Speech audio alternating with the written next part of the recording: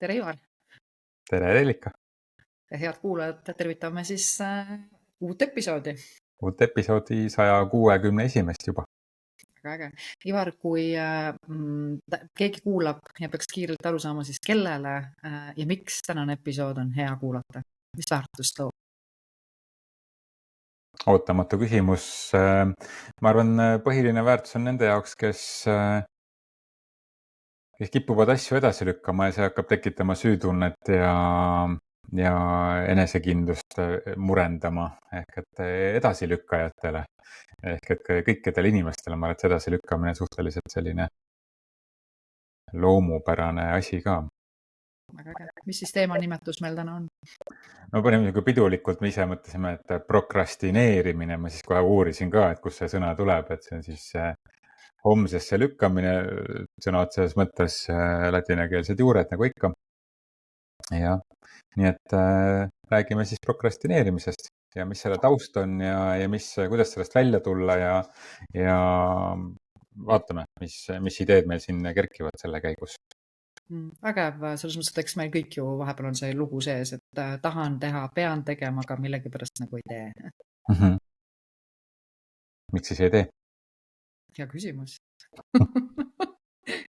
miski nagu nii-öelda, ma olen ise ka seda nagu vaadanud, kuulanud, enda sees tajunud, et sa justkui tead, et see asi on sulle hea, on see trenniminek või on see siis mingisuguse ülesande ärategemine, aga ikka sa selles kuidagi sisemiselt nagu nii-öelda räägid ennast ümber, lükkad selle edasi, teed selle, mis oluline on, nagu mitte oluliseks mingil hetkel, on ju. Lased elul nagu ja muudel asjadel justkui segajatel vahele tulla, nimetame nii, et kas sa oled siis väsinud, tulevad muud teemad nagu nii-öelda ja see asi jääb justkui tegemata.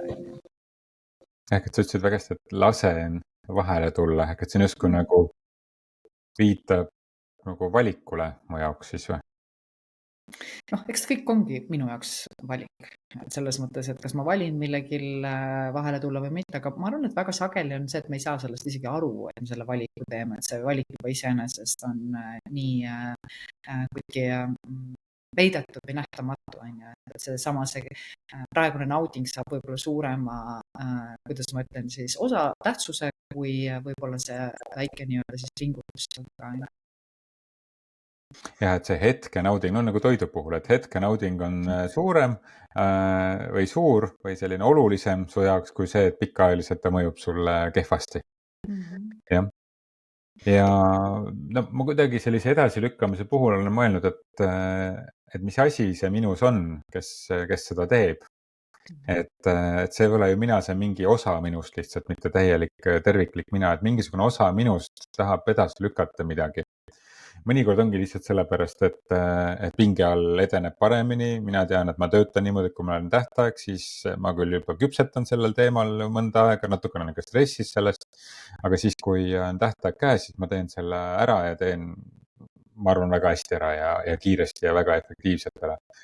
Nii et olen võimeline, ma ei tea, tunni aega ära tegema 10 tunni töö, kui ma olen olnud sellist inkubatsiooni aega on olnud, ehk et see loovus on tihti minu jaoks see, kus see prokrastineerimine tekib, ehk et kui midagi tuleb luua, midagi kirjutada, midagi, noh, ma ei tea, mis iganes luua, mingisugust koolitusprogrammi või mingisugust koolituspäeva sisustada, et siis ta kuidagi küpseb ja venib mu sees ja siis, kui on see eelmine õhtu või sama päev hommik, siis ta tuleb, ma ei tea, tunni aega tuleb nagu suur ja pikk tulemus välja.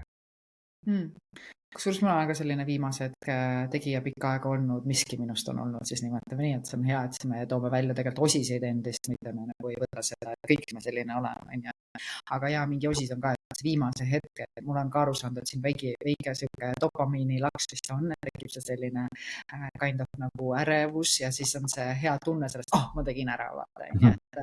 Et võib-olla natuke sinna viib teatud mõttes nagu harjumus ka, on ju, aga seal on ka mingi kasu taga. Noh, nii meie see väike armas peake töötab, on ju, kasu suunas kogu aeg, on ju. Ja ju siis selles on mingi kasu, on ju, mida me sellest saame. Ja see kasu võib olla ka see, et selline kaitsemehhanism, Planeerimine kaitsemehhanism, et kuule, et võta aeg maha, et sul on ülekoormus, kas füüsiline ülekoormus või vaimne ülekoormus, et sul on ülekoormus, võta aeg maha ja puhka, et see võib olla ka väga vajalik kaitsemehhanism, et iga asi, mis inimese juures on olemas, et see ei ole halb, sellel on mingisugune põhjus, ta on meie juurde tulnud, see aspekt ka. Aga loomulikult küsimus on selles, et kas ma seda üle kasutan. Ja mis ma enda puhul olen aru saanud, on võib-olla kõige suurem edasilükkamise nagu nii-öelda põhjus igavus. Lihtsalt see mingi asi tundub mulle nii igav. Ma tean, et ma pean selle tegema, ma tean, et see on nagu hea, et ma selle teen, aga ta lihtsalt nii igav ja ma ootan nagu nii-öelda siis hetke, millal ma valmis olen, aga sellest illusioonist ma olen aru saanud, et seda hetke, et ma olen valmis, ei tule. Sest et asi ei muutu huvitavaks su jaoks, mis on igav.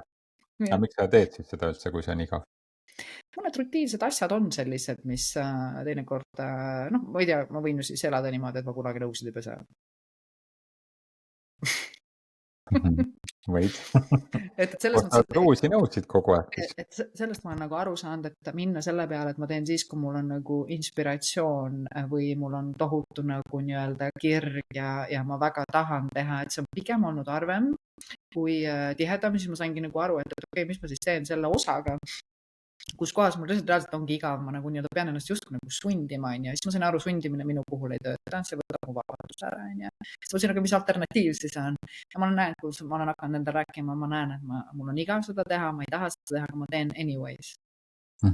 Toetad lihtsalt ennast niimoodi, sellepärast ma saan aru, et selle sama asja tegemine lihtsalt nagu nii-öelda aitab mind lähemale sellele sihile kui sellele versioonile endast, kes ma tahan olla. Näiteks ebamõgavate vestluste ärategemine, on ju. Et kas või see asi, ega see ei ole nagu mingisugune meeldiv asi või ma tahaks seda hullult teha, mul ei ole inspiratsiooni seda teha.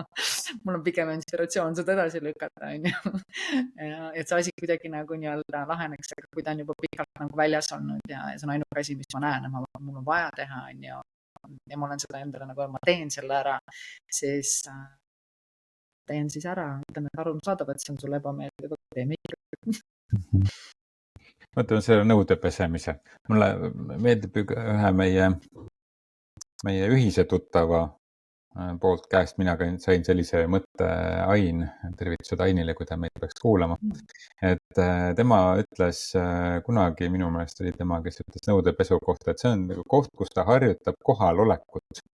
Nagu teadlikku kohalolekut, ehk et see tegevus kui selline talle ei meeldi, aga ta kasutab seda ära kui kohaloleku harjutamiseks, et ma kõike sõrmeotstega tunnen ja märkan seda vee voolamist oma käte peal, märkan seda svammi karedust ja märkan selle nõudepesuvahendi sellist libedust ja seda, kuidas ta seal nõude peal liigub ja kuidas ta kahvli vahelt saab puhtaks ja kuidas see nuga niimoodi siledalt saab puhtaks ja selliseid väga pisikesi ilusaid hetki ja neid hetki, et kui ma panen selle, ma ei tea, kuhugi kraanikausi kõrvale selle, kuidas need tilgad sinna rätiku peale kukuvad või mingi resti peale või mis sul iganes seal siis on. Ehk et harjutada seda, panna sellele hoopis teine tähendus ka nõude pesemine. Ja minu enda jaoks kunagi, kui ma palgatööl käisin, siis ma arvutasin enda jaoks ära, et kui vähe, olin väga masenduses, et kui vähe mul on aega iseenda jaoks. Ja 8 tundi päevas käid tööl, tund aega hommikul valmistad ette selleks, et sinna minna ja süüa ja ärkad ja siis tund aega õhtul tuled tagasi, ehk et tegeled enda toitlustamisega. Ehk et 10 tundi päevas kulub sul tööl käimisele, 8 tundi võiks magada, magamisele ettevalmistus ka, on ju. Ja siis lähed trenni ja siis sa lähed koertega õue. Siis ma arvutasin, et mul oli tund aega oli enda jaoks, aga ma hakkasin ümber mõtestama neid, koeraga jalutamine. Koeraga jalutamine minu jaoks. Ma kuulasin siis podcast'i koeraga jalutamise ajal.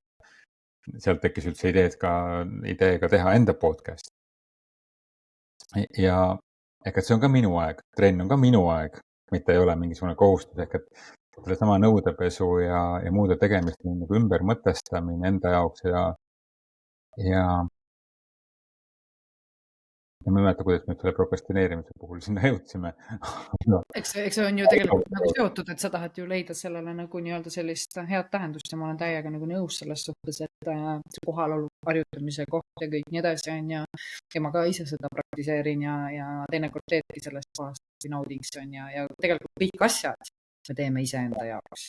Ja tegemata jätmine asjad me teeme iseenda jaoks on ju. Töö on ju ka enda jaoks, kelle jaoks tegelikult töötad? Oleks see vaid nii enamikel inimestel. No, Ideaalis see võiks nii olla, jah. Ma isegi, kui ma täna mõtlen tagasi nagu töötamist tööandja juures, ma töötasin ikkagi iseendale. Ja see on minu nagu alatine nagu kinnitus endale tänaseks olnud, on ju, et ma olen alati töötanud iseenda jaoks, on ju. Et teisiti ei saagi see nagu nii-öelda olla, aga ma saan aru ka teistest vaatenurkadest ja mõtteviisist. Aga seal ongi siis, sul ei olegi nagu aega endale, on ju, kui sa saad aru, kuidas sa oma aja siis nagu investeerid, on ju. Jah, see on see ümbermõtestamise küsimus, see sai meil algusest igavusest, et kas igavaid asju peaks üldse tegema ja siis neid asju ma kipun edasi lükkama.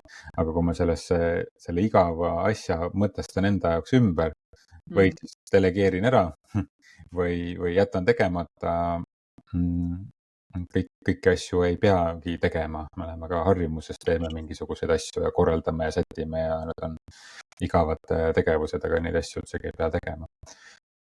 Ehk et jällegi see osa sinust või mitte siis sinust konkreetselt, aga inimesest, kes ei kannata igavlemist, see osa on siis see, kes hakkab selle prokrastineerimisega tegelema. No siis võib olla veel selline osa nagu sisemine kriitik või selline perfektsionist meie sees, et kes tahab, et kõik oleks hästi perfektne ja täiuslik ja maksimumtulemuse peale ja selline kõik oleks hästi maksimaalne, et siis tema võib hakata ka edasi lükkama asju, sest et ma veel ei tea ju piisavalt hästi, ma ei ole veel piisavalt palju õppinud, ma ei ole veel piisavalt palju kogenud, ma ei saa veel seda teha, teist, kolmandat, neljandat, viiendat teha, sest et ma veel ei ole piisavalt hea selles. Ma ei ole valmis. Ma ei ole valmis, just.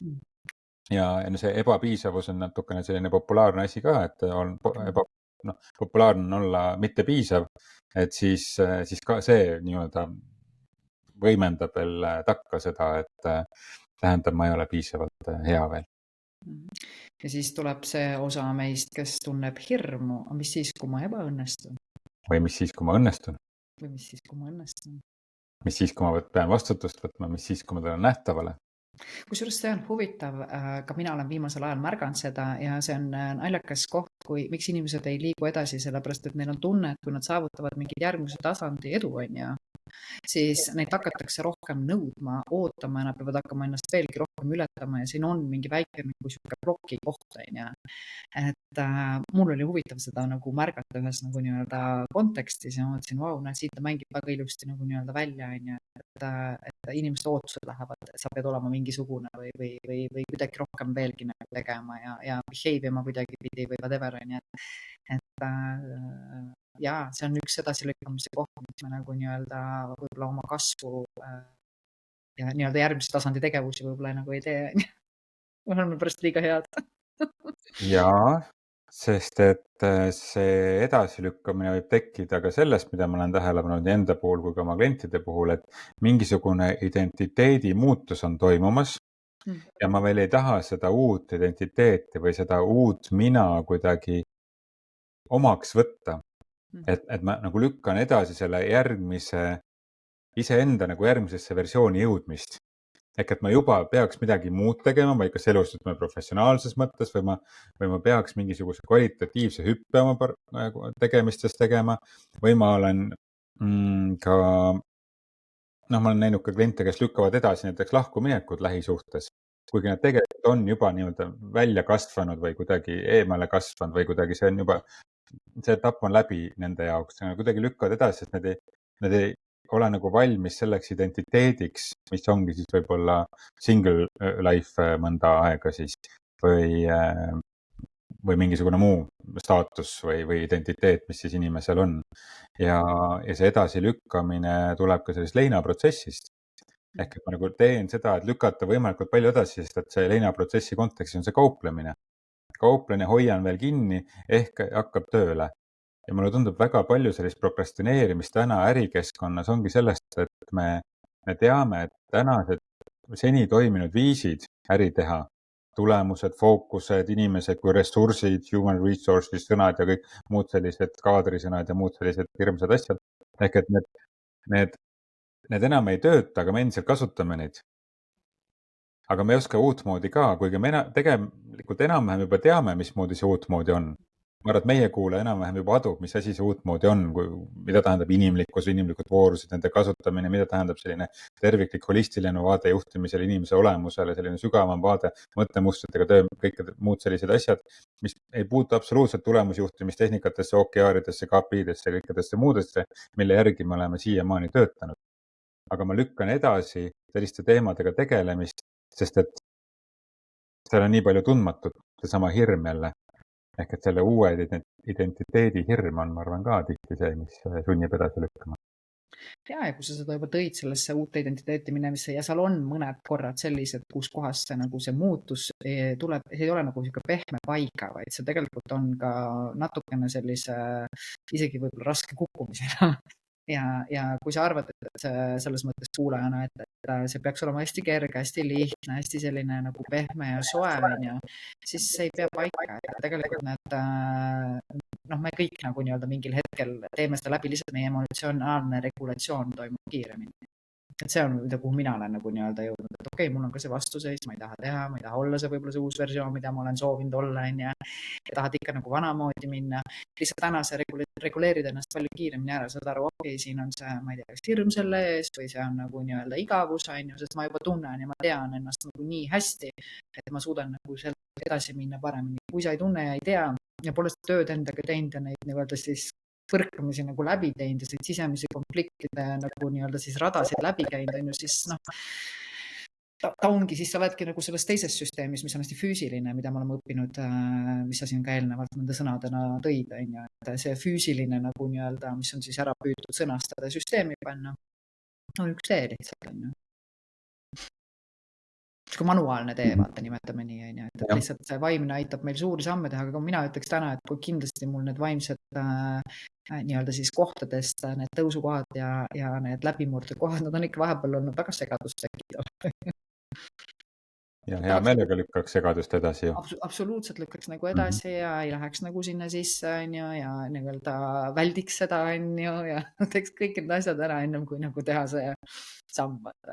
Jah, aga kuskil sees on see tunne olemas, et ma nüüd peaks edasi liikuma, aga ma tean, mingisugune sabakont või kõhutunne ütleb, et nüüd see on suhteliselt ebamugav, tead, ma natuke lükkan seda ebamugavust eemale. No see on sellised nagu dieediga alustame, et 1. jaanuar, praegu nüüd jõulud tulevad, mis ma siin hakkan nüüd praegu alustama siis ju sellega, et siis 1. jaanuar või 1. jaanuar näeks nagu luhta, ma ei tea, mis päev see 1. jaanuar on, mingisugune nädalapäev, hakkame esmaspäevast siis pihta. Ehk et see kogu aeg on nagu mingisugune asi kuskil nagu tulevikus, sa tead, et see on nagu ebamugav, aga sa tead, et see tegelikult on su tervisele kasulik või mille iganes jaoks kasulik, et sa peaks mingit asja tegema. Ehk et see on ka selline nagu kaitse ja see siis ei ole see kaitse, mis on päriselt kasulik su jaoks, vaid see on selline alateadlik aspekt meist, mis üritab teha sellist kiiret mugavust, kohe saavutada kiiret mugavust ja edasi lükata kannatusi. Ja pikaajaline edu tavaliselt nõuab mingisuguseid ohverdusi või mingisuguseid valikuid ja valik tähendab seda, et ma mingisuguse asja jätan kõrvale, kui ma otsustan teha midagi. Ja sa võib-olla teed valiku 2 väga hea asja vahel. Ehk et näiteks praegu, et me teeme siin podcasti, samal ajal ma võiks, ma ei tea, lugeda raamatut, vaadata telekat või scrollida või niisama lakke vaadata, aga see on valik kõikide heade asjade vahel. Aga ma teen ikkagi valiku, aga samal ajal, kui ma teen valiku, ma pean millestki loobuma. Ja loobuda inimesed peavad. Ja loobuda ei taha, just. Et ma osalen ühes toitumisprogrammis, Wildfiti toitumisprogrammis ja seal sõnastatakse väga hästi, et mitte, et sa ei, näiteks kes läheb eesmärgiga, et siis kaalu langetada, siis ka, et sa vabastad kaalu, mitte sa ei kaota, sest et inimestele ei meeldi kaotada, inimestele ei meeldi loobuda. Ja sest, et me hakkame alateadlikult kohe selle vastu võitlema, et me midagi ei kaotaks. Kusjuures et tegelikult need sõnad endale loevad, Marissa Peer on nagu vist tõenäoliselt üks nende selline kaasautor seal ka, on ju, ja Marissa on seda tegelikult ka väga välja nagu rääkinud, et seesama nii-öelda kaotamine ei ole meile kuidagi nagu hea sõna, on ju, et seesama see vabastamine on palju ajule parem, et eks jällegi tuleb vaadata, meil on jällegi kõigil see oma keemia ja ma ei usu, et igaühe peavara ja see sõnavara on sama ja tuleb katsetada enda peale, mis on see, mis minu puhul siis nagu töötab, toetab, et õnneks meil on palju tehnikaid ja õnneks meil on palju vaateid, et me teame, mida tegelikult teha. Kuidas rääkida, ma väga sageli jällegi nüüd ei kasuta siis neid, miks siis me ei kasuta kõike seda, mida me kuuleme, meil on kindlasti ka paljud kuulajad, kes on kuulnud häid ideid saanud ja võib-olla ei ole kasutanud, mis hoiab seda tagasi, mis lükkab seda edasi, võib-olla seda ühte head ideed, mida sa siit kuuldust oled nagu nii-öelda kuulnud, ära teha, vaata, on ju. Sa tead, et see tegelikult isegi aitaks, sa sisemiselt tunned selle ära, see keha nagu tunneb ära, täpselt see asi, mida mul praegu nagu vaja on, aga sa ei tee seda. Jaa. No aga siin võib sedasama kaotamise lugu kasutada. Kuna me ei taha kaotada, siis tegelikult, kui sa käid kuskil koolitusel, kuulad podcast'i, loed raamatut ja sa saad sealt mingisuguse idee, mida sa kohe kasutama ei hakka, siis see on raisatud aeg. See on raisatud intellektuaalne aeg kui ka füüsiliselt raisatud aeg selle kuulamise, selle lugemise või selle koolituse peale, kui sa ei hakka seda koheselt kasutama. Ehk et sa oled kaotanud selle aja. Sest et kui sa järgmine kord mõtled, seal kunagi kuskil oli midagi, siis sa pead selle kõike uuesti tegema. Oli, et kunagi novembrikuus 2025 Reelika ja Ivar rääkisid mingist asjast, mis asi see oli, ma otsin ülesse, ega sa pead uuesti hakkama seda podcast'i osa kuulama. Olgu siis raamat või koolitus või midagi muud. Nii et kui sa ei taha kaotada, siis võta kohe kasutusele see, mida sa kuskilt saad ja mis sinu jaoks oluline on. Ja võib-olla ma veel lisaksin siia sellise nagu nurga, mida mina nagu tajusin, on see, et mõnikord me nagu seostame neid asju nende suurte elu muutvate teemadega, kellel finantsid, kellel suhted, kellel mingi karjääri küsimus on ju, et see tundub nagu mingi nii suur teema, mis on ka üks nii-öelda siis edasilükkamise küsimus, see on ebaselge, mul ei ole piisavalt nagu samme, näiteks ma soovin valida endale alati teha parimad, jah. Ja siis sa nagu nii-öelda vaatad seda suurt ampsu, mõtled, et ma ei oska sellest kohast praegu parimat endale valida, on ju, ma ei tea, mida ma tegema peaks, mis on ka okei ja mõnikord me lükkame edasi mitte sellepärast, et me nüüd oleksime edasilükkajad, vaid me vajame rohkem konteksti, sisu, teadmist ja teadmist saame alati omandada, on ju, niimoodi. Siis ongi okei endale öelda, et ma ei tee seda sellepärast, et ma lihtsalt ei tea piisavalt. Aga mina hakkaks pisikestest asjadest, näiteks lähen juustupoodi, 2 juustu, üks on ühe hinnaga, teine on teise hinnaga, aga see kallima hinnaga on see, mis mulle hirmsasti maitseb. Ma saan seda lihtsalt väiksema tüki, ma valin selle asemel ma võtan selle rohkem juustu, mis mulle ei maitse, vaata, on ju. Ja tegelikult on niisugused igapäevased pisikesed asjad, kui ma ei suuda seda teha toitumistes, aga kuskil valdkonnas ma saan seda teha. Kuskil valdkonnas on seda mul easy teha, on ju. No see hakkab seda võidutunnet tegelikult andma ja mida enam sa nagu teadvustad, kus sa teed seda, see tegelikult hakkab laienema ka teistele valdkondadele, on ju. Et mingis kohas me teeme endale väga tervislikke valikuid, on ju, kui me hakkame vaatama, on ju. Ma lähen võib-olla õigel ajal magama, on ju. Võib-olla ma nagu nii-öelda käin piisavalt jalutamas, need on ju ka kõik need tegevused, on ju. Miks me oleme nii kinni selles, mida me ei tee, kui me võiksime tegelikult täna vaadata neid kohti, kus me tuleme ja sellest kohast siis jõudu nagu nii-öelda ammutada. Ja hakata neid väikseid valikuid tegema lihtsalt igapäevaselt, et minust ongi, mina täna olen kuidagi selles kohas ja see on nii hästi toiminud, et mul tänane päev, ma olengi tänaste päeva nii-öelda ülesannete, teemade ja asjade keskel, on ju. Ei ole mingit teist päeva, ei ole mingit eelnevat päeva, ei ole mingit tulevikupäeva. Kui katsetada seda, see tegelikult annab niisuguse vabaduse. Need, mis täna siin mul on, ma tean, mis ma olen plaani võtnud ja mitte liiga palju panna plaani, on ju. See on see järgmine koht, miks me nagu tegelikult me oleme harjunud tohutu suure to-do listi tegema ja mina usun, et to-do list on esimene asi, miks me sinna satume, sinna nõrkseisu. Mina ei usu enam to-do list. No mina usun sellistesse to-do listidesse, ma siin otsisin välja, et öeldakse, et to-do list päeva to-do list peaks mahtuma selle tavalise post-iti suuruse peale, kuhu sa kirjutad normaalse kirja suurusega, mitte spikrit ei kirjuta siia, vaid nagu normaalse kirja suurusega niimoodi lendava käega. Et see on maksimum, mida sa päeva jooksul suudad teha. Aga ma hakkasin selle peale mõtlema, et kui eesti keeles on ka see väljend, et ära lükka tänaseid toimetusi homse varna aga samas on ka väljendid, et eks hommikul õhtust targem ehk et selline andes nagu vabandus selleks, et me lükkame edasi midagi. Aga, ja muid toredaid väljendid on ka, aga aga et ma teen täna, sa ütlesid, et sa teed täna ainult neid asju, mis kuidagi nagu päev korraga, on ju. Päev korraga tõesti, et olla ka hetkes aga kui me võtamegi päev korraga, siis võib-olla mingisugused asjad langevad üldse laua pealt ära, sest et ta ei ole tegelikult oluline, kui me võtame tänast päeva, ta ei ole oluline. Ja mitte sellepärast, et täna on nagu vara selle peale mõelda. No, ma ei tea, mul ei tule nagu ühtegi head näidet praegu, aga et meil kuidagi nagu langeks ära mingisugused teemad laua pealt, sest et see lihtsalt, kui me võtame päev korraga, siis me ei tee asju, mis on kogu aeg nagu homse nimel. Et ma ei tea, oli üks arutelu ühe tuttavaga, et kes tahtis minna sellise pikema nädalavahetuse reisile ja rahaliselt on okei, aga ei ole niimoodi, et saab lihtsalt minna nädalavahetuse reisile. Ja siis meie arutelu tulemus jõudis sinna, et aga lõppkodes raha on selleks, et kasutada. Et siis see tuleb uuesti ju tagasi mu juurde. Ja ta võitles enda sees, et ka raha on selleks, et kasutada, või nüüd seda, ma ei tea, mis see kuludel oli, mingi 500-600 eurot oli selle nädalavahetuse pikema reisi, pikema nädalavahetuse peale. Et kas ta peaks seda säästma? Ta võitleb enda sees, ehk et kas sääst või siis võtta seda põhimõtet, raha on kasutamiseks. Et siis, kui me nagu homse peale ei mõtle, siis me ei peaks nagu säästma, aga samal ajal, kuidas leida seda head tasakaalu seal, et mitte prokrastineerida või edasi lükata midagi sellepärast, et kogu aeg lükkan edasi oma, ma ei tea, reisimist või oma toimetamist, sest et tulevikus on ka vaja. Olles ise pensioni- ja kogumisvaldkonna juht olnud panganduses või valdkonnas, et siis natuke räägin sellele vastu, mida ma tollel hetkel rääkisin, aga selline eluterve balansi otsimine, ma olen kogu aeg nagu edasi lükata, kuni ühel hetkel sa märkad, et oled sellises, ma ei tea, mitte päris surivoodil, aga ühesõnaga ühel hetkel märkad, et see ei ole kuskil käinud, ainukene koht, kus sa käinud oled, on töö.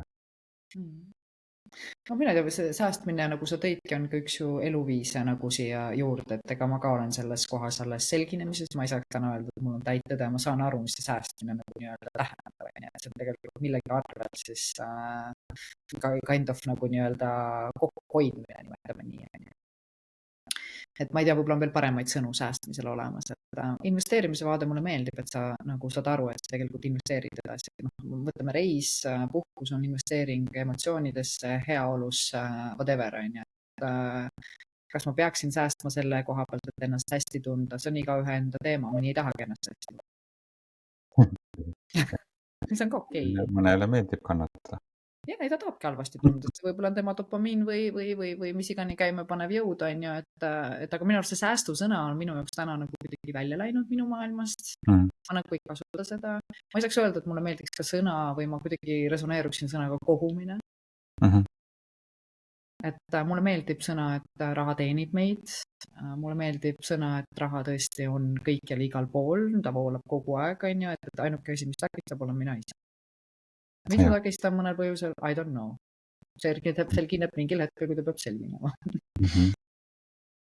Aga omamoodi on selline kasutamise säästmine, kogumine, raha kõrvale panemine, investeerimiseks on ka vaja ikkagi natukene paigutada sinna ja millegi muu arvelt. Et see on ka omamoodi selline prokrastineerimine ju. Võib öelda küll nii. Ehk et selle hüve, mida ma raha eest saan, selle niimoodi edasi lükkamine. Aga siis positiivses mõttes prokrastineerimine. Jah, ega selles mõttes edasi lükkamine alati ei ole nagu negatiivne tähendus. Et ma arvan, et me oleme lihtsalt harjunud nägema seda nagu edasi lükkamist tohutult nagu nii-öelda, et mingi sellel on negatiivne külg. Ma arvan, igal asjal on üks ja teine pool, vaata, on ju. Üks on teadlik valik praegu nagu nii-öelda siis hoida või koguda seda mingi asja jaoks on ka okei, on ju. Ja hoida ja koguda ka oma mõtted, ütleme loomingu puhul on ka selline inkubatsiooniperiood alati, ehk et ma ei saa hüpata kohe tegutsemisesse, ma pean mõnevõrra nagu edasi lükkama seda toimetamist või tegutsemist. Ja kui mul on vaja mingisugune lahendus leida mingisugusele keerulisele probleemile, siis ma pean ka mõnda aega nagu küpsetama seda, laskma nii-öelda nagu haududa sellel ideel, tulla nagu veel ideedel juurde ja, ja siis kristalliseerub midagi sellest, mingisugune selgus saabub. Et noh, ma kirjutan siin oma seda järgmist raamatut juba pikka aega ja see kirjutamine nagu ei ole see, et selles faasis praegu, et ma istun maas ja kirjutan iga päev mitu tundi ja sõrmed on valusad kirjutamisest, on ju. Ma kirjutan, aga ma ei kirjuta, sest et mul on praegu selles kirjutamises see faas, kus ma kogun nii-öelda, mul on juba kogunenud virnad erinevaid märkmeid, ideid siit ja sealt. Ja ma tean, et eelmise raamatuga oli samamoodi. Ma kirjutasin seda raamatut nii-öelda füüsilisel kujul, ma kirjutasin mõned kuud, aga ma kirjutasin seda mitu aastat. Ma kirjutasin seda peas kõigepealt nagu valmis enda jaoks. Ja see on samamoodi, et võiks öelda, et noh, ma lükkan edasi kogu aeg selle raamatu kirjutamist. Aga tegelikult ma ei lükka, sest ma teengi kirjutamist, see on juba kirjutamisprotsessi osa, mitte arvutiekraanile nuppude vajutamine, tegelikult käib peas see kirjutamine ja ma tean, et ühel hetkel, nagu ma eelmise raamatu pealt nägin, see ühel hetkel ta tuleb mõne kuuga on ta paberi peal.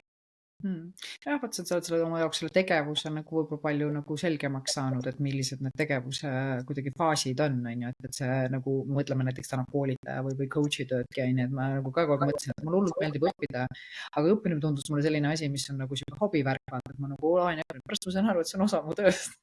Ongi raamatut lugeda. Selle eest on makstud. Just. Et siis mõtlen nagu, okei, mul tuli teine perspektiiv sellele asjale, et see ongi osa protsessist ja nagu see kuulub selle nagu töö juurde, on ju, et muidu ma tundsin ennast nagu teatud kaas, ma peaksin võib-olla hoopiski, ma ei tea, tegema seda, teist või kolmandat, on ju, ma ei tea, mingisugust reklaami või mingi postitust, aga võib-olla selles mõttes ma võingi praegu valida raamatu lugemise, et see on täitsa okei, sest et see on üks minu nagu nii-öelda siis tööosadest samamoodi. Jah, see minu jaoks, ma mäletan ka kunagi koolitajana alustades oli see, et oot, aga kuidas ma nüüd praegu, ma ei tee midagi nüüd kasulikku siin praegu, ma mingi loen. Enda jaoks. Enda jaoks, aga tegelikult ma saan aru, et ma ei loe enda jaoks. Mul oli ka nagu keeruline panna raamatute ostmist enda ettevõtte kulusse. Mul oli mingi sisemine heitlus, ma mäletan, ühes Apollo poes olin seal, mõtlesin, et oota, kas ma maksan ettevõtte kaardiga või eraisiku kaardiga. Esimene kord maksin eraisiku kaardiga, siis mõtlesin, oota, aga tegelikult ma ostsin seda sellepärast, et ma nagu koolitan neid asju edasi, mis koolitaja ülesanne ongi või coach'i või mentori ülesanne, et sa need, kes igapäevaselt töötavad, igapäevaselt tegelevad oma tööga, nendel ei ole aega lugeda neid asju ja see ei olegi töö ja nad maksavadki selle eest, ehk et sa oled läbi töötanud selle, mis on nagu oluline, lisaks iseenda praktikas selle läbi katsetanud, või kellegi teise eventide peal ka läbi katsetanud enne. Ja sul on mingi võrgustik, kellega sa arutad asju koos ja selle aja sa maksad kinni. Ehk et sa ei maksa kinni ainult seda koolitustundi, vaid sa maksad tegelikult selle raamatute lugemise ajad, mida sa ise ei tee. Et nii nagu ma maksan muruniitele, on ju, sest ma ise seda ei tee. Et ma võiks ka ise teha, aga minul võtab see lihtsalt käsi muruniituga iga 3 korda rohkem aega, kui tema selle traktoriga ja 20 minutiga tehtud, kui mina teen, ma ei tea, 3 tundi või 2 tundi seda tööd, on ju. Kui sa just mediteerida ei taha? Muruniites.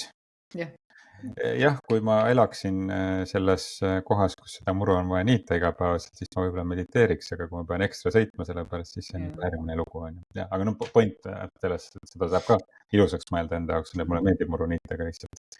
Ühel hetkel on ka küsimus sellest, et milline on tunnihindade vahe. Et kas ma muruniitmisel saan seda kõik koolitusel kasutada nii palju, kui ma näiteks saan mingisuguseid muid kogemusi saades. Kuule, aga Ivar, kui nüüd meid kuulab inimene ja ka ma lihtsalt olen ka ise selles kohas ju olnud ja võib-olla ka sina, kui oled nüüd täiesti siis umbes, nimetame nii, täiesti nagu paigal tunned, et nagu kõik kohad on nagu edasi lükatud just ja nagu midagi ei liigu ja võib-olla oledki tihedamini haige ja elu on nagu nii-öelda võib-olla isegi apaatiline. Mis on see parimad sammud, kus alustada? Mul on tunne, et täna palju on meie ümber selliseid, et võib-olla sihuke lootus vahepeal tuleb, aga tegelikult nagu keskmine selline olemine on ikkagi. Elu on pausil. Elu on pausil, jah. Jah, elu on pausis. Tegelikult see edasilükkamine viibki, on ju, et kui me nagu kõiki neid irme ja neid staadiumeid ja elemente vaatasime, siis me ühel hetkel jõuame sinna. Ja, kuigi võiks ju öelda, et see ei ole ka, et elu ju ei ole pausil, selles mõttes see hinged ja süda käib ja sõidesüsteem töötab, on ju, ehk et no, elu kui selline toimib. Ehk et see on ka sinu nagu elus on selline nagu kujundlik väljend, et elu on pausil, aga tegelikult ju elu ei ole pausil, et see on ka hetkel on lihtsalt elus selline faas, et kus sa oled võib-olla sellises nagu nii-öelda hibernated faasis või, et selline nagu Kookonis, nii nii-öelda. kookonis jah, on see eesti keeles võib-olla siis kõige parem tõlge, et see on ka lihtsalt faas, et seda ka endale nagu lubada, et selle edasilükkamisega või noh, nii-öelda ülekandnud tähendus, et elu pausil, sellega tuleb hästi palju sellist nagu süütunnet ja häbitunnet ja sellist enesekindlust nagu langeb, on ka uuritud seda, et need, kellel on depressioon, sest et depressioonis on enesekindlus ka väga madal, siis nemad kipuvad rohkem edasi lükkama asju, mis omakorda tekitab uuesti enesekindluse langust ja depressiooni, ehk see tekitab sellise Ringi ratta, jah, et sellise prokrastineerimise rattas ja depressiooniga koostöös. Et noh, seal on oluline see, et sa niimoodi paned ennast inimeste seltskonda, et sa paned ennast olukordadesse, kus sa pead nagu tulema sellest oma koopast välja. Et mis siis, et sa kardad, aga sa tuled sealt koopast välja, et võib-olla jätad seljataguse koopasuu nagu lahti enda jaoks, aga et sa ikkagi nagu astud väikseid samme, et maailma suunas astuda, et ma ei tea, räägid kas või mõne professionaalse inimesega, mentori, coach'i, terapeudiga, kellega iganes, ehk et sa kuskilt juba hakkad nagu ennastki kõrvalt vaatama, et astud ise sellest iseenda koopast nagu välja, vaatad ennast kõrvalt. Et mulle tundub, et need on sellised nagu esimesed sammud, et hakata üldse ennast elule, nii-öelda aktiivsele elule nagu näitama või käima ringi, et või ma ei tea, mine kas või istu kuskil rahulikult kuskil kohvikus, võta üks tee ja see ei ole tohutu kallis, on ju, ja istu ja lihtsalt vaata elu enda ümber, on ju, või et ja mõtle, et mis elu need inimesed elavad, on ju, ja vaata, mis emotsioonid neil on, et niimoodi, noh, sa ei pea ise midagi tegema selleks, sa ei pea ise olema aktiivne seal, on ju, et niimoodi avada ennast elule. Ma arvan, sa tõid nagu kõige ilusama koha välja selle koha pealt, kus sa ütlesid, et sa ei pea ennast tundma halvasti, häbi. See on väga paljude elust, lihtsalt sellest ei räägita, aga see käib läbi, no ütleme väga paljude inimeste elust, lihtsalt sellest ei räägita. Inimesed vaikivad selle osa nagu maha, see kuidagi vaikselt üksi sõelutakse läbi, kes siis läheb nagu nii-öelda vanale rajale tagasi, kes tõuseb. Et selles ei ole paha, kui sa sinna kohta oled sattunud, see on täitsa nagu okei. Et mida rohkem selle vastu võitled, seda ebamugavamaks ta läheb. See on minu arust nagu selginemise aeg ja ongi võib-olla rahus olemise aeg.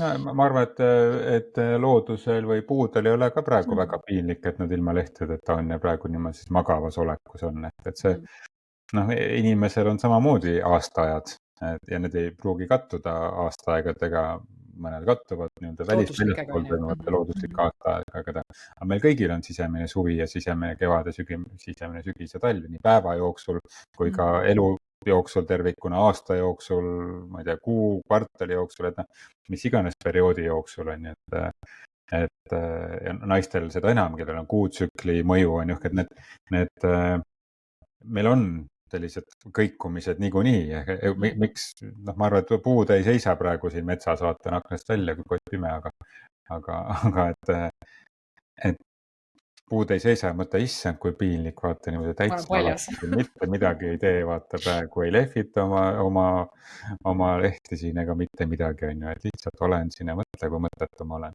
Ehk et me kuidagi inimesena paneme neid lugusid nagu ise sinna juurde, et me ei pea tundma ennast pahasti, kui me vahepeal nagu oleme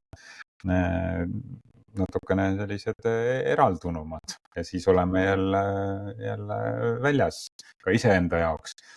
Küsimus on, kas me sinna depressiooni päris kukkuma peaksime, et see, kui ma juba seda nagu tunnen, et ma ei taha enam üldse välja, tahaks ainult siin teki all niimoodi koopas olla, et siis on mõistlik, et keegi sind natukenegi välja tirib sealt, kui sa ise ei suuda välja minna, et märgake enda ümber ka neid inimesi, kes niimoodi kaovad ära. Jah. Et minul näiteks ma võin öelda, et selline sügistalvine aeg, hilissügistalvine aeg, ikkagi peaaegu 4 aastat ma ikka kogesin seda, et nagu jällegi tulid välja, püüdsid midagi teha, aga väga kiiresti nagu jälle läks kõik nagu kuidagi sellisesse algusfaasi tagasi. Tegid niisuguse kiire stardi ja põmakidi tagasi. Ma ei saaks öelda, et ma ei püüdnud, aga ma arvan just see, et ma püüdsin ja ei võtnud seda nagu kuidagi rahumeelselt seda aega, oli võib-olla nagu jällegi organismile päris suur koormus, on ju. Sa ei olnud harjunud selles kohas olema, see oli midagi nagu võõrast. Ja see, ma arvan, pikendas ka seda perioodi ja mitte, et see midagi õiget või valet, head või halba on ju, et see on kogemus. Aga jah, et ei peaks häbi tundma. Jah, sest et need väliseid asju ka tõesti võib see väline keskkonna on ju need seasonal depression, mis on osadel inimestel rohkem tundlikkust ja osadel vähem tundlikkust selles osas. Aga need välised asjad üldse, ma praegu loen õigemini esimest korda elus kuulen audioraamatut, mis ta pealkiri on, ei suuda leida praegu, ühesõnaga keskendumisega seotud üks raamat, kadunud keskendumisvõime, et teeb praegu Johan Hari on vist selle mehe nimi, kes selle kirjutanud on. Kadunud keskendumisvõime, ülimalt hästi kirjutatud raamat, nii enda isiklik kogemus on tal sinna siis pandud sisse, kui ka siis ta on rääkinud väga paljude erinevate teadlastega, teiste inimestega, kes on siis kogenud sellise keskendumise raskuseid või siis aktiivsustähelepanu häireid ja nii edasi. Et ta toob välja selle, et need põhjused ei ole ka individuaalsed, miks me ei suuda keskenduda või miks meil on keskendumishäired või iganes tähelepanuhäired. Ehk on sellised ühiskondlikud protsessid, mille kaudu on nagu suunatud või me oleme ise suunanud, me oleme ise ühiskond, on ju, aga on mingid teatud nagu protsessid ja kuidas ta on uurinud, et viimaste nagu aastakümnete jooksul une pikkus globaalselt on lühenenud, sest ma ei tea, keerame kella nii edasi, meil on mingisugune selline majanduskasvu nagu KPI-de täitmise nagu eesmärk on elus olnud, on ju. Ehk et inimesed magavad vähem. Ilmselgelt, kui ma magan vähem, ma suudan vähem keskenduda. Kui ma magan vähem, siis ma tahan rohkem süüa. Ja kõik see pidevalt kogu infoga kursis olek, ehk et seesama hirm, mis tekitab seda, et ma pean olema kogu aeg infoga kursis, sest see ohutaju on nii suur, ma pean kogu aeg olema kursis. Ta toob hästi hea sõnu raamatus näite. See võttis siis mingi 3 kuud ilma internetita pausi kuskile, läks USA või Inglismaa, ma ei mäleta kumba, mingisse väike linna ja oli ilma internetita 3 kuud, et niimoodi test enda jaoks teha, et kirjutada üks romaan siis valmis. Ja ta hakkas siis lugema paberajalehti.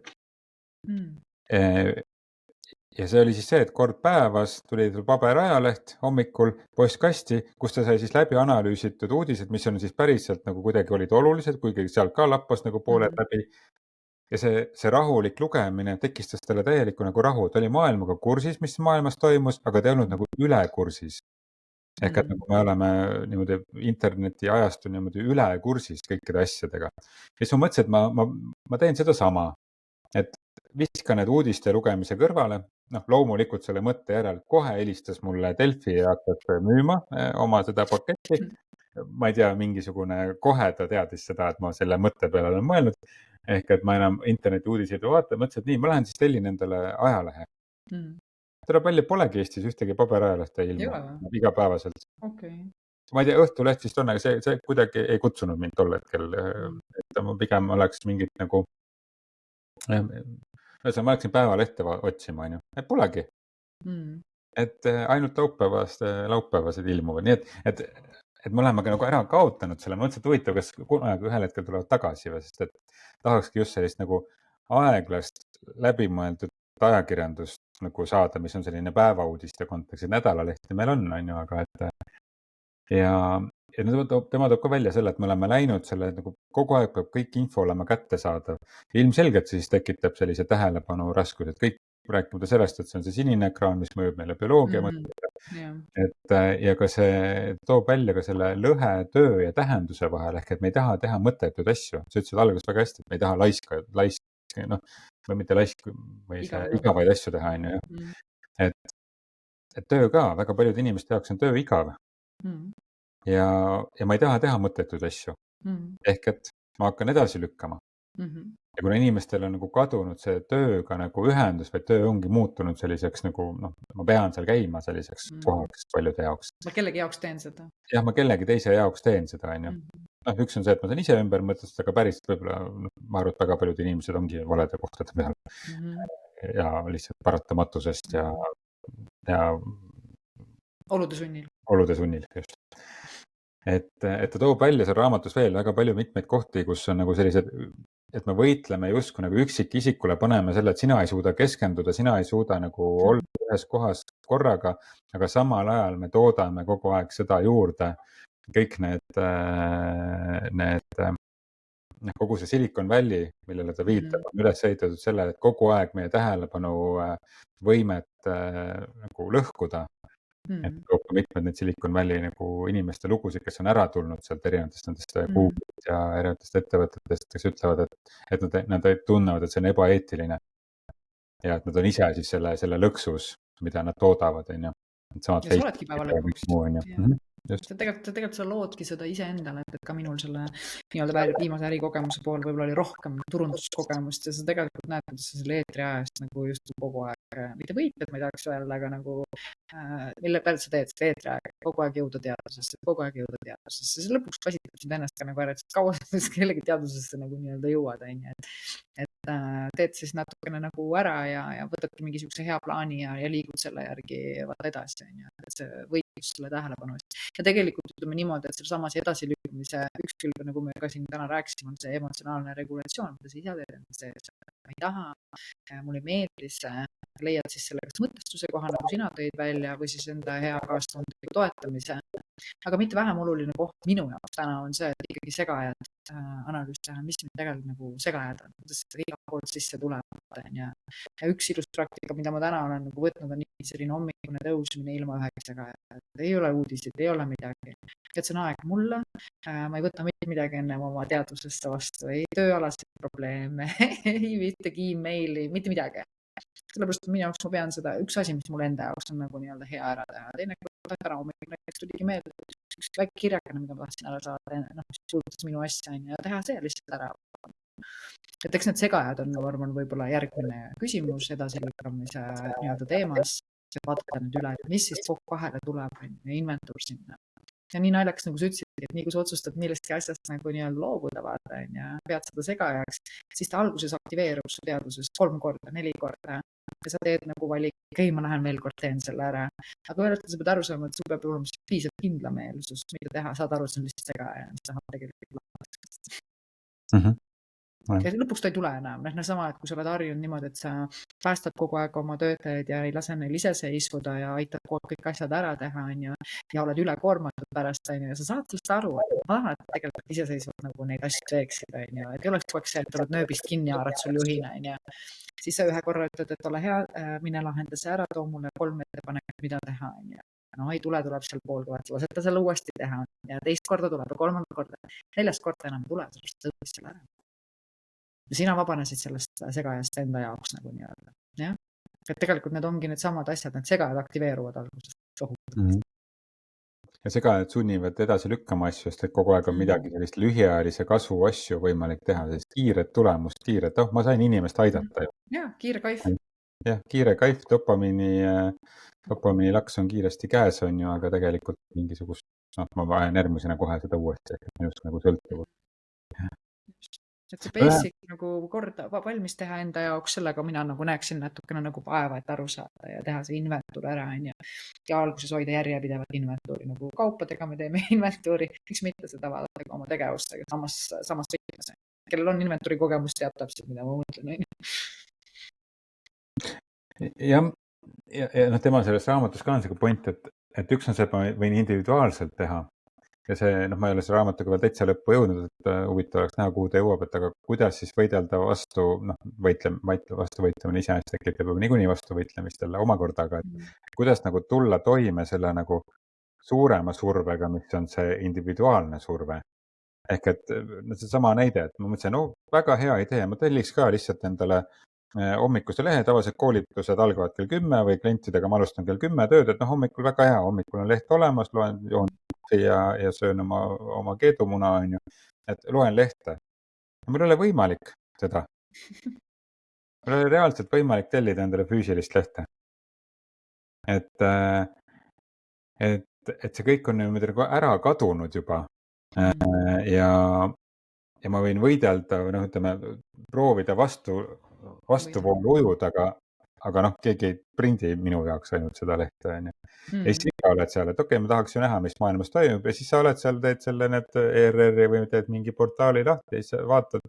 Siis sa ei vaata ainult lihtsalt ära põhiasju, siis sa oledki ühel hetkel, rullid seal juba 3 tundi hiljem ja siis rullid ei tea kust, mis ei puutu üldse, mis ei ole üldse sinu eluga seotud ja rullid seda selle, vaatad, kui põnev see kõik on, mis tegelikult ei ole põnev, vaid lihtsalt võtab seda energiat ära ja jälle sa oled edasi lükanud midagi, ehk et sa ei ole teadlikult ise edasi lükanud, vaid see on edasi lükkunud sellest, et sa tegid selle valiku, et ja teistpidi mõtled, et okei, aga ma siis loobun nutitelefonist. No ma olen korra proovinud seda, ma olen selline veendunud iPhone'i kasutaja ja usku olnud ja ma läksin ühel hetkel Samsungile üle. Kuna see oli minu jaoks täiesti kasutusvõimatu telefon, on ju, siis sisuliselt oli mul ainult telefonis telefoni funktsioon, sest et ma ei osanud mitte midagi sellega pihta hakata. Ma proovisin, aga siis ma lihtsalt läksin arvutisse, tegin arvutisse sedasama asja. Ega see ei muutnud midagi, ehk et see, millele sa viitad, et tuleb mingisugune otsus ja see inventuur nagu enda jaoks teha ja teha see valik, et mis on sinu jaoks siis nagu väärtuslik. Ja mõnikord selle prokrastineerimise puhul mulle tundub ka, et see on selline nagu sisemine laps nagu seal sees, et aga nüüd ma tahan seda. Ja siis tasub enda käest küsida, et okei, aga kes see nüüd on, kas see on sisemine kriitik või mis osa see minust on, kes praegu siin edasi lükkab neid asju. Võib-olla see on laps, aga küsida, kui vana ta on. Ja mina olen mitu korda märganud seda, et kui mul see tekib ja ma küsin, okei, kui vana ma olen praegu, siis mul tuleb mingisugune 12-aastane Ivar, kes on emaga istub koos köögilaua taga ja vaatab aknast välja, ema ütleb, et tead, mine rohi maasikad ära. Aga minu plaan oli hoopis midagi muud täna teha. Ja siis ma hakkasin edasi lükkama seda maasikate rohimist niipidi ja naapidi ja kolmandat pidi. Ehk et see osa ärkab minust ülesse, kes ei suutnud seada piiri või kes lihtsalt pidi minema neid maasikaid rohima, millest tegelikult oli ükskõik, millal seda iganes rohida. Ja sa tõid tegelikult väga ilusa edasilükkamise sellise koha, mida võib-olla me kõige viimasena isegi vaata, et märkame. Ongi see, kuidas ma ütlen siis, ma ei tee sellepärast, et ma tunnen, et ma pean seda tegema, mul on sunnitud seda teha, mul on öeldud, et tuleb seda teha. See on selline natuke nagu rebellik, aga läbi selle me tegelikult saame tagasi oma vabaduse ja sellepärast me seda nagu nii-öelda ei tee. Meil on tunneline vabadus siis tagasi, sest keegi ütles meile, et seda tuleb teha. Ja see oli nii ilus, kui mina seda taipasin, mõtlesin, makes sense.